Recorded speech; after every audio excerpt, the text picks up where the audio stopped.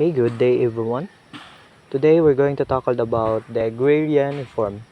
So, Republic Act number 6657 is an act of instituting a comprehensive agrarian reform program to promote social justice and industrialization, providing the mechanism for its implementation and for other purposes. Section 1. This act shall be known as the Comprehensive Agrarian Reform Law of 1988. Agrarian reform means the redistribution of lands regardless of crops or fruits produced to farmers and regular farm workers who are landless, an alternative to the physical redistribution of lands, such as production of profit sharing, labor administration, and the distribution of shares of stocks, which will allow beneficiaries to receive a just share of the fruits of the land they work.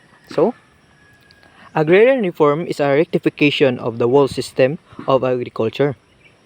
Rectification means is to fix or change.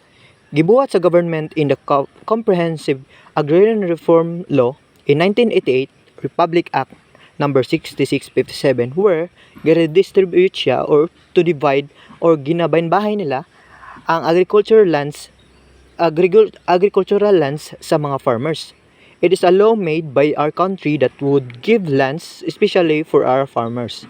Usaan na ang production or profit sharing or labor administration o ang distribution of sa shares of stocks which will allow beneficiaries which is the farmers na makadawat sila sa ilang bahin. So dili lang ang agrarian reform gaga-focus sa land reform pag-distribute sa mga yuta but also sa pagtabang sa mga farmers para moangat sila ug dapat din silang kumita ng pera. So natagalog na. Dapat naa siya pud siya nga relasyon ang land ownership which is ang tag-iya sa yuta ug sa iyang mga trabahante which is ang mga magsasaka or mga farmers na to. So kung asa ang mga farmers matagaan og oportunidad na makakwarta sila sa pag-uuma nila or pagsasaka nila, ang na-produce na or maani nila ang na raw materials sa mga farmers dapat makahimulos pud sila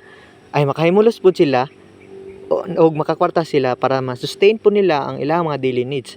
So kung maingon ta og whole system og agriculture, it means buo gyud ang intensyon nga may tabo dili lang ang pag-distribute sa land reform but also to help the farmers na moangot sila sa ilang kahimtang. So kahimtang nga anak karang nagpa-under. So always remember that our farmers is one of the essential workers of our country.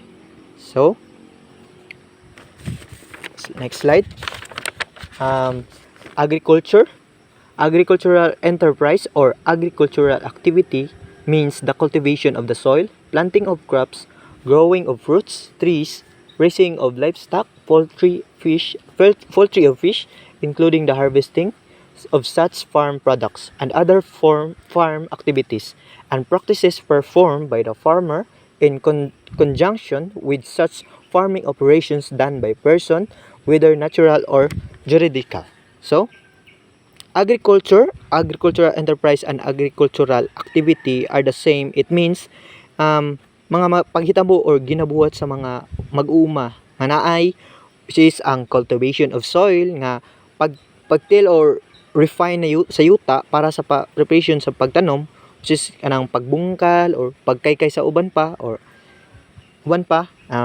Second is planting of crops. Example is pagtanom sa mga tubo na karon para sa tuwa sa maize or cassava, sweet potatoes, rice, soybeans, saging or dagan pa nga pwede mabaligya sa makakwarta ang mga mag-uuma. So growing of fruit trees, pagtanom sa mga pag-atiman o pagtubo sa mga fruits. So, poultry, then poultry fish which is kanang kapanayan ng dari sa emu which is ang sugbahan sa muswan. Di ba? Makakwarta pud sila harvest o tanan-tanan na activities sa pag-uma. Okay? Third slide which is centered on the relationship between production and distribution of lands among farmers. It is also focused on the political and economics class characters of the relations of production and distribution in farming and related enterprise and how this connect to the wider class structure. So, ang agrarian reform is nakasentro siya sa relationship between the um, production o distribution sa mga land sa mga farmers.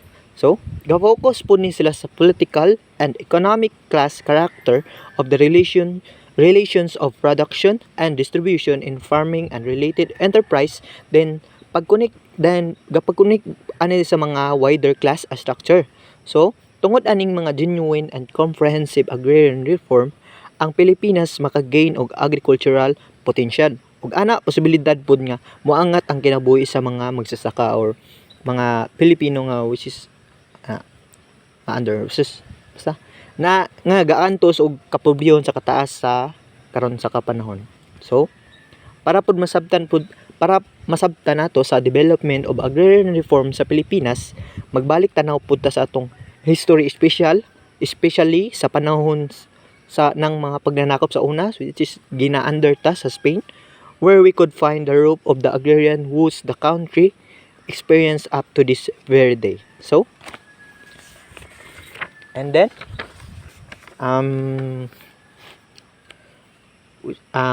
we have kaning land ownership in the Philippine under Spain, which is Pueblo agriculture, where rural communities that often dispersed and scattered were organized and given land to cultivate. And then second, which is the families were not allowed to own gain land. Which is the King of Spain owned the land and Filipinos were assigned to cultivate their lands, and colonial tributes were paid in Spanish authorities in the form of agricultural products. So, way back sa atong panahon sa una, which is sa pagsakop sa Spaniards sa Tua, gani ang mga Spaniards nagdala sila sa mga sistema sa pueblo, nagdala sila sa